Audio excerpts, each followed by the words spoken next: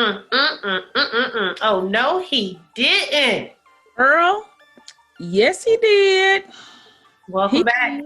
Another edition of Oh No Girl Yes. Thanks so much for joining us for another edition of the show. If you're watching us on YouTube, thanks. But if you're not watching us, you are listening to us on all of our platforms. So thank you for picking us up there. Make sure you subscribe also to our YouTube channel and Patreon. So after last week's episode, Patreon felt like they really were in the know for the regular podcast host news. So sign up for Patreon. You get all the behind the scenes information and deets. Just saying. So this week, we are 1 week after our second episode of First Date, which went really well. What were your thoughts on First Date, our 4 featured singles? I enjoyed it so much. What surprised me the most about both episodes is that our participants have been so comfortable. And so I guess when you sign up for something like that, you got to be comfortable with yourself, right? But they've been so comfortable on camera and being very candid, I feel like. You know, it doesn't feel like anybody's putting on a show. It just feels very natural. And that's been fun. Like, that's what people want. People want the real. Yeah. So I got a lot of good feedback from this one, too. We got a lot of great feedback on it.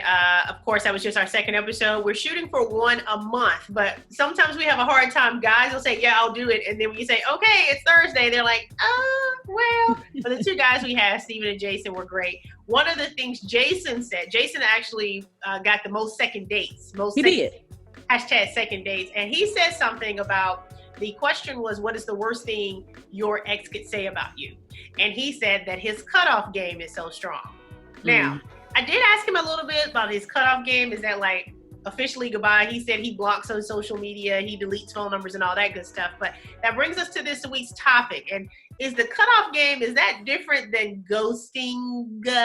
Ghosting is such a thing, and we have mentioned it a little bit in accountability, our episode about accountability and exposure and all that good stuff. But is ghosting ever okay? I'm gonna say yes.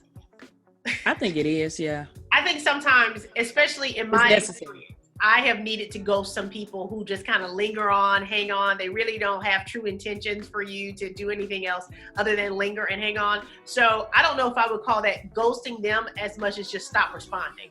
Yeah, I think ghosting, falls under a different category than that.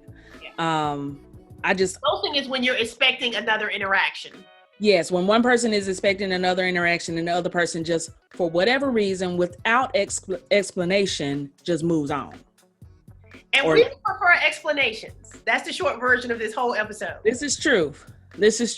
Everybody isn't for everybody. Everybody's not going to like everybody. Everybody is not going to click with everybody. However, you know, it might be that you got back with your ex-girlfriend. A friend of mine had a date planned and I hadn't talked to her previous. And so I sent her a text following up, hey, how was that date to that concert? She said he canceled because he got back with his ex-girlfriend.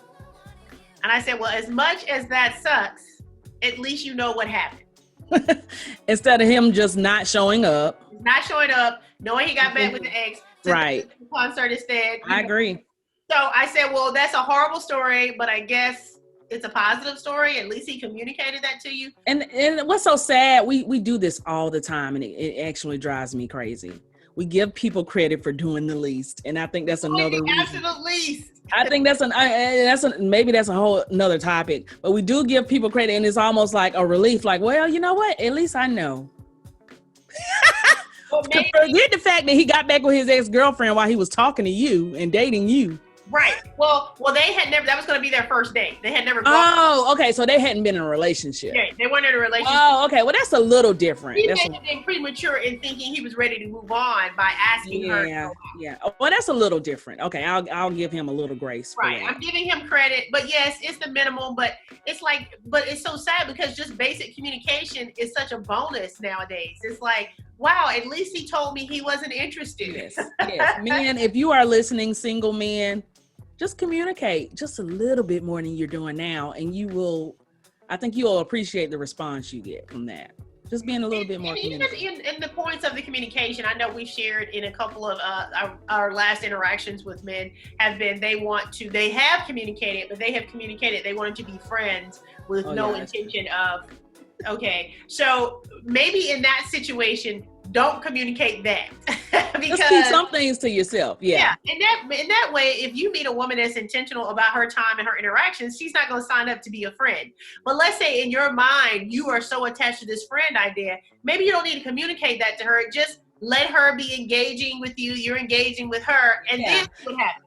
Now, the past maybe two times, no, maybe one of the two that I had, the reason he ended up saying what he said, it wasn't like he just said it out of the blue. It was because I asked, because I felt like that's where I was headed, to a friend zone. So if they ask you, and just go ahead and be honest. It sucks, but it's the truth. To be an honest thing, I saw this the other day on some social media. It was like, why do adults lie? Like, who are you scared of? Like, when we were kids, you lied to your teachers or your parents because you were afraid of being punished or some kind of retribution. You're an adult. You don't answer to nobody, so why are you lying though? I agree.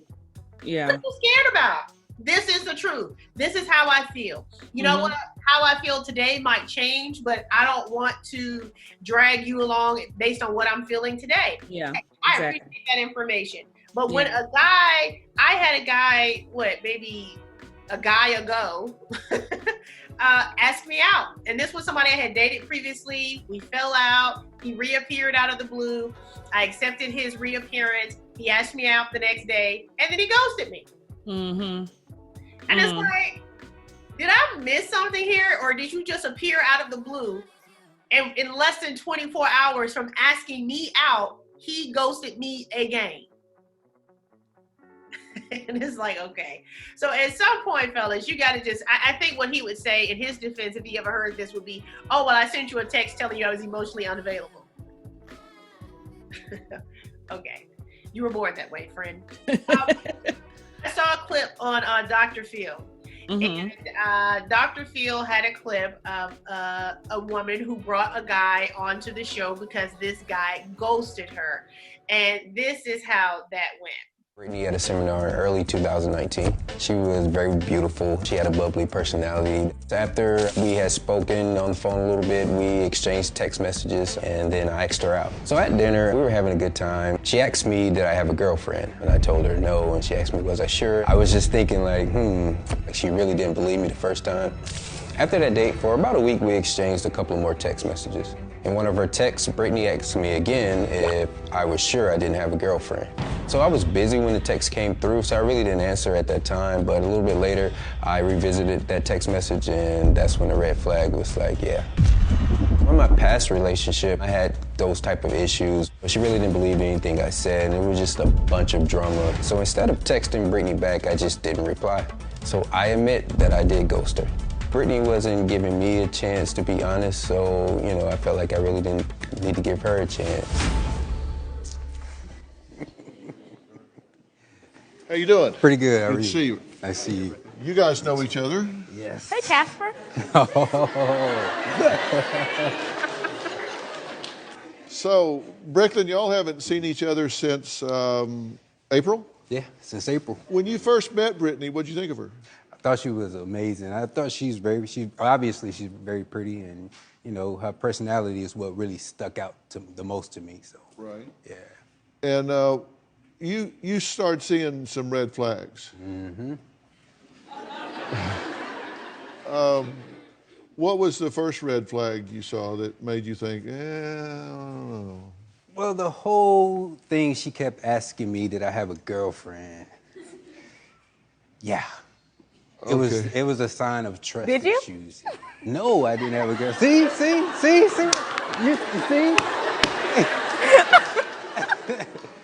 Okay, so April 19th, 12:14 a.m., Brittany says, I had a good time. Thank you for my hot wings. Next time, I'm going to beat you. Also, I know I asked you this on the date, but are you sure you don't have a girlfriend? Now, this is the first date, right? Right. May 2nd, 8:29 p.m., Brittany, hey, is everything good between us? You don't have a girlfriend or anything. Yeah, because he stopped texting as much, he stopped calling as much, so somebody was getting his attention. May 8th, 11:36. Brittany, you never answered my question. And like, I hate when guys start backing off and don't tell me what's going on. So if there's a problem, please just tell me. Brooklyn, just a little busy right now. May 10th, 5:57 p.m. Brittany, hey, everything good? Brooklyn, yeah, just busy. Brittany, okay, did you still want to meet up and go to the movies and then bowling? Crickets after that. He never responded to that. It reminded me of some drama that I went through in a relationship I had in the past. Don't just stop texting me or stop calling, and then here I am wondering what's going on. And, like, you don't leave somebody on red like that. Like, just say you didn't want to go. Like, don't be a coward about it, you know? Ooh, okay. Well, you're right. You know, I do apologize for not responding to your text. In none of those messages, you never said, you keep asking me if I have a girlfriend that's bothering me. Like, you never said that. Right, Dr. Phil? So, what do we feel about that whole interaction? I get both sides. I get the questioning, because there have been times, maybe not on multiple occasions, but in one conversation, if I ask someone that I just met, hey, do you have a girlfriend? And they say no. Okay, does your girlfriend know that you don't have a girlfriend? You know, because they will play that game. Or does your wife know? Yeah. It's like, or we say, are you single? And they're like, yeah. Okay, I don't mean. Yeah, it's more of the are you single question, not necessarily do you have a girlfriend, because yeah. But so I get the wanting to make sure you're clear. Well, it's funny though, at least with me and my friends, when I said I had a boyfriend, I had friends who say, does he know? I'm like, wait, yes. So I get her side of wanting to be clear on that part. I felt like she was a little, I felt like she was a little anxious, a little too pushy about that particular topic. Yeah. You just met this man. You just went on one date. And what has he done that made you not trust him? Right, like, if you don't trust him, then leave him alone. Stop texting him. It was like days had passed and she'll text him out of the blue again, and then days go, are you sure you don't have a girlfriend? Well, you know what? I'm sure of he doesn't want to talk to you. No one talked to you. Because he mentioned that, you know, it brought up red flags for some situations he had in the past. Right. You already don't believe me. I'm not going to be doing double and triple and quadruple time just for you to believe me when I have. At this point, he has no reason to lie to her. Exactly. Now, he did apologize to her for ghosting her because she made the comment that that's just a coward's way out, which we will all agree that is the coward's way out. But there's a very, very, very, very, very fine line. I feel like if you connect with somebody initially and there is no need for you guys to continue, let's say you go on a date, you really didn't hit it off, you don't have plans, you didn't say, hey, let's do it again. So this is kind of like, nice to meet you, take care, good night. And you know that. I don't think that's ghosting if there's no more communication from them. Right. I think the ghosting comes in because if I'm not feeling you, I don't owe you an explanation of why I'm not feeling you. Or if I don't know you, it's whatever. I don't owe you that. But if we have given some impression to each other that there would be another date, another conversation, another moment, and then you just disappear, I think at that point you need to say, hey, you know, I don't know how you say it. I'm not trying to be rude, or hey, I enjoyed that night, but I realize I'm not ready to date right now, or I think he might want something that I'm not interested in. You know, whatever. Just communicate something. That person is not going to keep calling and texting you unless they lightweight crazy, which you need to know that too. You know, most of us as adults will just accept people's information as information. I try to, especially lately, I've been taking it upon myself, even if I just met someone on a dating app and we communicate, if we go beyond the communication on a dating app and we actually exchange numbers and have conversation, and then at that point I realize I don't want to talk to them anymore, I'll tell them, and I'll tell them why. So how do you say it? What do you say? I'm good. I just don't think we're on the same page. I don't see this going into anything else, so it's no need for us to continue communicating. And how's that gone for you? Do you usually get pushback? I remember one you got pushback. Who? Thigh meat. Oh yeah. Did we say a thigh meat on this one, on the episode? I don't know. You had not met this guy. Y'all I don't think anybody's heard it. Wanting to see your thigh meat before he ever met you. You said, hey, we're looking for something different. Right. Well, he talked normal at first. He was like, hey, what are you doing this weekend? I really want to get to see or get to know you and to take you out and stuff like that. I'm like, cool. Okay. What about Saturday? Okay. Yeah. Saturday works as long as there's thigh meat involved. That's what he said. Thigh meat. Right. We going to get some chicken? And then you said what? I said, I don't know what it is you're looking for, but it obviously isn't something I'm willing to give or something like that. So have a good day. And he actually didn't respond. Then Saturday it was like, okay, so what time we get? Yeah, he was just like, okay, what time we getting together? Saturday it was like 2 days later. It was like, okay, so what time we meeting up? Dude, I just told you. It's my kind of party. But I mean, some I've been reading horror stories online of people who have communicated their truth and say, hey, you know, I just don't think we're gonna be a good match, but thanks so much, take care. Like, push off. And that person comes back like, you wasn't even my type anyway. And you don't even look like your pictures. Yeah. And you don't even, you know, and it's like, okay, or you could just appreciate the fact that I didn't just block you and delete you. I gave you some information for you to use and move forward. Right. Yeah. Yeah, I haven't had too much of that going on. Most people. I can tell you, I haven't had too many men tell me why they didn't want to be with me. I've had them show me they didn't want to be with me. Right. But like a real conversation where somebody says, hey, this is why I don't see a future for us. But do men talk like that? Do they say things like that? I've never experienced it either. So I don't know. I think the last time I experienced it was, 8, 9, 10 years ago. It was a long time ago. Was that an actual relationship or was it? Yeah, well, one was an actual relationship. One was a situationship that was very serious. Mm-hmm. So one was the situationship was a newly divorced guy. And he did communicate, hey, I just need time just to figure myself out, and I don't want to be responsible for somebody else so soon after leaving that responsibility, whatever. So that was a communication of why he did not see us moving forward in that relationship. Mm-hmm. And then the relationship right after that one was a relationship.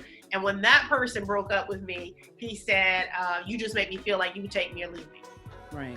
And so, again, I took that as real information because I couldn't argue with him about that. I couldn't say, no, that's not the case. That, it was just like, okay, I can see why he said that. Mm-hmm. And anybody that I've dated since then probably would not be able to say that. They probably would say, it was interesting because the situationship who didn't want to be responsible for my happiness, I took from that, okay, I don't need to let a guy know that I need him like I did with this one. And so when the next guy came along, I was very, but look, I'm cool. We ain't got to do this. We ain't got to be together. And I over communicated that concept to where he felt no security in our relationship. Right. Because I was always saying I ain't got to be here. The one previous, I was like, we got to stick together. And then that was a turnoff. So I've had to calibrate my. I was about to say, how important do you think? Okay, my first question is this. Why do we as women, and I'm not speaking for all women, I'm speaking for the two of us because I know who we are. Why do we think it's necessary for men to communicate? Like, is the ghosting part or the moving on part not enough? And then the second part of that is when someone does communicate, hey, I don't want to be with you because of X, Y, and Z. How important is it to take that information and internalize it? Because like you said, you kind of went the opposite of what he said for your next relationship, and that didn't work out either. Is it because that dynamic between you and that particular person didn't work? Like, or do you need to change up who you are? I think I was extremes on both ends of that spectrum. I think I really needed this person and really communicated the need. And then the person who said they didn't want to be needed, that then caused me to make sure the next person know that I did need them. So again, I was nowhere in the middle. I was at two very strong extremes. But because that was communicated to me, it's on me to find that balance of what I communicate. Keep in mind, all of us know we don't need anything. We want people, right? And that's the difference that came up on the episode of First Date. Both of the guys on our show said they would rather be wanted than needed. But science says that's a lie. Well, Steven, once he started explaining himself more, it was like, okay, yeah, you need somebody. This is a need, right? And so I didn't find that middle space between those two people. Okay, so I can be self-actualized enough to realize, okay, I didn't find a happy medium. Moving forward, that was, but like I said, we're talking 9-10 years ago when these conversations happened, 10, 11 years ago. Okay, so since then, I've never had an opportunity to really calibrate myself in the context of a relationship because most of my situations since then have been just trying to get to the point of a relationship. Right. You know, it's like I don't even want to call it the courting. It's the, okay, is he going to call? It's the, is he going to do what he said he was going to do? Are we going to go on a date? You know, so it's Right. so, what I've done since then has not actually been in the context of an actual relationship.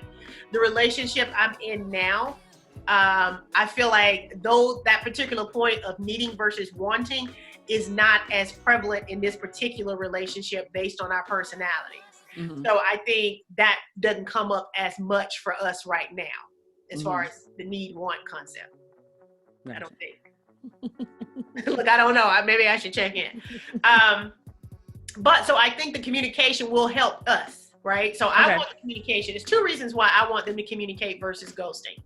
One, I feel like I'm owed a conversation, because more than likely, if we were in some kind of communication with each other, I'm a communicator, I'm an overthinker. We've shared some things. We've talked, you know, we spent some time talking and sharing and building some kind of rapport and basis for our interaction. So for you to then feel like I'm not even worthy of a, hey, my feelings are changed or this happened, that's offensive to me. Like, Right.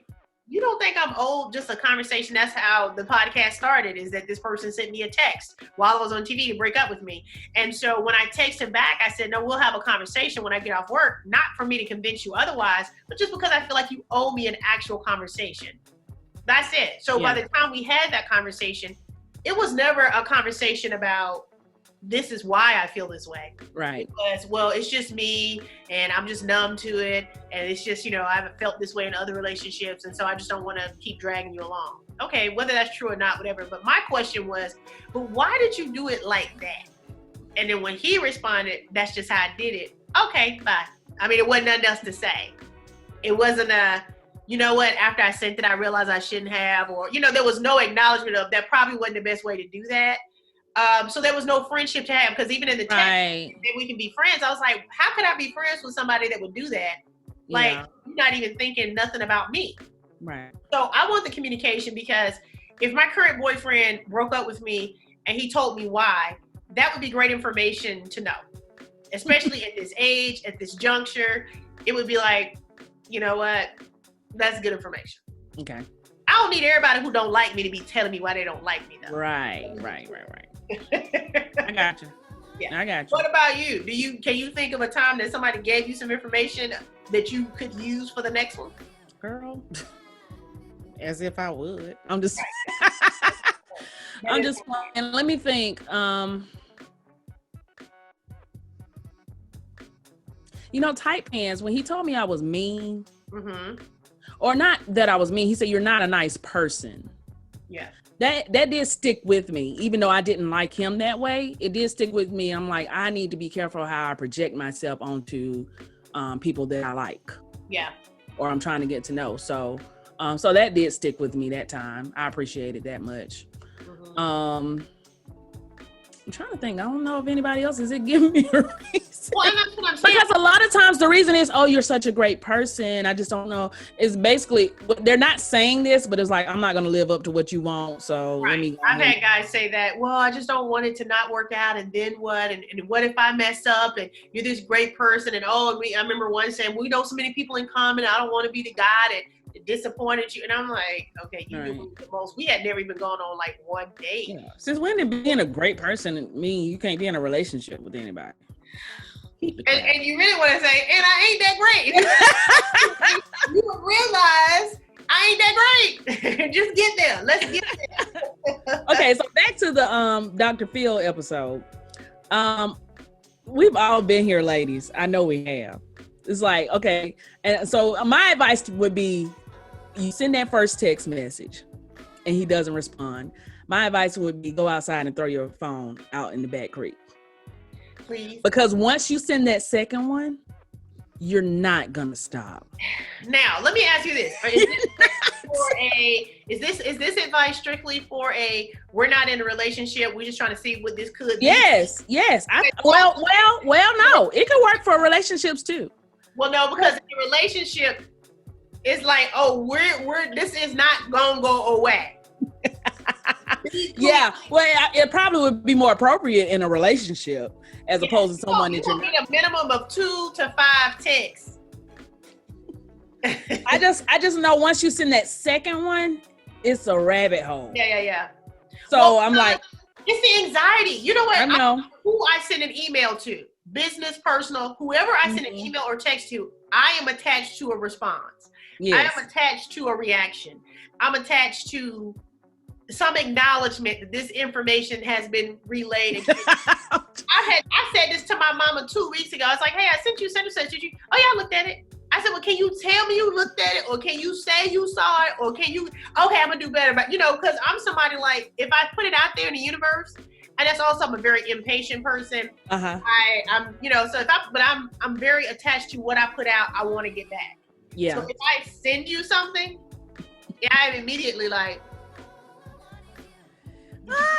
did you get that? Hi, just wanted to follow up. 20 minutes ago, I sent you an email. Just wanted to make sure you didn't get nothing else from me. But I'm an overthinker and I'm an over communicator. So for me, because I know I'm an over communicator and oversharer and overthinker, I'm learning how not to impose me onto someone. Again, how I said, I expect me from other people. Okay. And so in the current relationship, and not even just in this current relationship, and all of my dealings with people now, especially because my dealings with people are very sporadic. I don't see and talk to that many people now. I have to not look for them to interact with me. One, the way I interact with them or the way I think I'm interacting with them. Because sometimes you're interacting with people and it ain't coming off the way you think it's coming off. And so when you don't receive it back, it might be because that's not what they received. That's how they receive. So that's why you ain't getting it back. But I'm learning that everyone doesn't communicate like me, which is a horrible thing. And I got to let people be who they are. So whereas I might want to talk about XYZ, and I shared that with you earlier offline, I'm learning how to just say, this ain't even a conversation. This is not a moment. I don't need to say what I feel about this. Doesn't mean I don't feel it. I just don't need to talk about it. I don't need to say anything about it, because the more you say something about all your feelings, the more that your partner potentially is like, it's always something. Right. I mean, you don't feel something about everything, good, bad, and otherwise. All of it is not worth a conversation. Yeah. So as an oversharer and over communicator, that's my sweet spot. That if I could figure out how to get there, and I'll be honest, today I felt something about something, and I promised myself I was not going to communicate that. And so we spoke. Today, I really didn't have nothing to say. Because you couldn't say what you wanted to say? He listens. Questions, and I was like, he listens to this podcast. I was like, why you keep asking me all these questions? He listens to this podcast, right? I don't know if he listens as much now that he deleted social media. Oh, okay. I'm counting on him not to listen now that he's not on social media. but no, it was that thing because, I had talked to you earlier this morning about something that, and it really don't have nothing to do with him. It has to do with me. But because I over communicate, I will communicate that, and I will probably communicate it in a way that it was going to be his versus mine.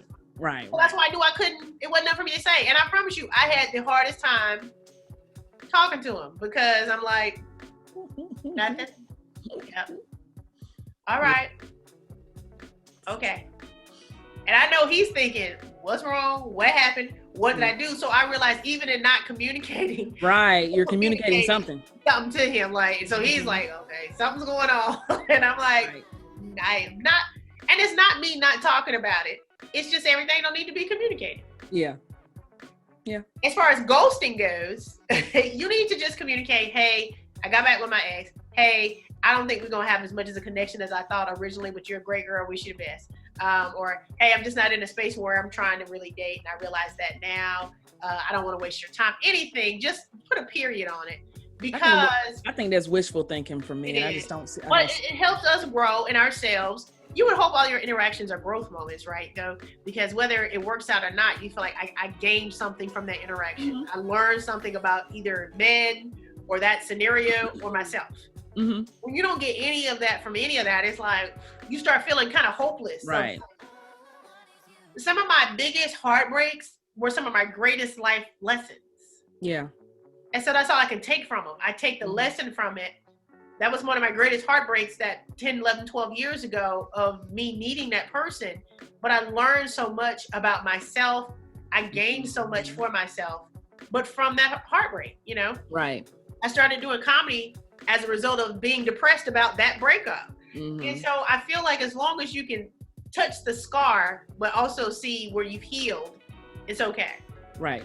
When you ghost people, it leaves so much. We just get to choose our own adventure, and it causes so much more anxiety and angst and insecurity and because your ideas run the gamut. I think I said gamut twice. Forgive me. It's okay, editor. But they do. Yeah, it's like from the simplest thing, like, oh, he didn't like my toes, to to something huge. You know, it's just true story. Before my most recent ex last year broke up with me. I don't know if I've ever even told you this. We were sitting across the table. We were having lunch with his mom for her birthday. And he looked at me across the table before everybody got there. He said, "Did you do your makeup different today?" I said, "No." Why? Now, keep in mind, I've done my makeup in your bathroom, which is probably different than the light I'm used to, or, you know, so when he said that, I was just so self-conscious, like, what do I look like? Did I miss spot? But it made me so sensitive and hypersensitive about my skin or about my face, you know, I mean, it was like, so that was a thought I had about him, was he didn't like my face. And somehow I did my makeup where he saw that he really didn't like me. Because that was the only thing I could think of that was different that day. Was he said, "Did you do your different makeup different?" It's like, I don't think so. But okay. But at the end of the day, I have glowing skin now because I started paying more attention to my skin. You know what I'm saying? So how it go? That was the blessing out of that is, girl, let's get your skin together so you don't feel like that is the conversation. That's all right. I'm always gonna grow from your shenanigans. Please be clear. I ain't gonna be nowhere curled up in no hole. I'm like, oh, he liked me. I'm like, okay, I can see how that might have been a thing for him. You know, okay, I can see that. And that's where these revenge bodies come from. Because you be like, okay, that might have been a thing. I might have let myself go. You know, cool. You ain't gonna never get a shot at it again. Right. Point taken. But don't you ever tell me, well, you've let yourself go, so that's why I'm gonna break up with you. And I'm looking at your belly hang close to Anyway, no ghosting. No ghosting. Ladies, don't ghost men unless you need to. Men, stop ghosting women. I feel like when women ghost, it's not called ghost because we just finally stopped replying to the shenanigans. Okay, this person don't have no intentions for me, true intentions. Let me just stop responding. Right. Versus interaction is expected to happen and then you just disappear. Because again, I've had your funeral. So by day 2.5. 2.5, yeah. By day 2.5. One more thing about the Dr. Phil thing. I feel like the girl didn't get the message from the first few text messages she sent him that he didn't respond, and then he responded that he was busy, and then he stopped responding. He responded he was busy twice, and then he stopped responding. I don't know where you get to the point where, and then you call Dr. Phil about him. Because they went on one date. So she seemed a little desperate and a little thirsty throughout her whole interactions. Even though I agree, don't ghost me. But I understood why he would have been turned off by that particular person. The first time he doesn't respond. Showed up to Dr. Phil. So. And the first time he tells you he's busy, oh, okay, all right, cool. Girl, I get so offended when people tell me they busy. Because I'm like, who ain't busy? You've been busy since you was 6. Okay? You supposed to be busy. That don't mean nothing to me. So tell me you're busy. Because I'm going to fight you. All right, no ghosting. Let's just say that. And here's a question, though. Here's the last question, because this goes back to our accountability episode. If you feel like you are in the midst of being ghosted, because I know we don't do this. Well, if you are in the midst of being ghosted again in whatever situation coming up in life, would you say, hey, you need to let me know why you stopped responding to me? Or like, would you call them on the carpet and say, hey, you need to send me a closure text? I vow to do that from here on out. I haven't in the past. Yeah. But I'll do it again. I'll do it from here on out. From here on out, you ain't gonna ghost us. and not hear about it. Your door saying, "Did you have something you needed to say to me? Because I ain't even like you like that. No hat."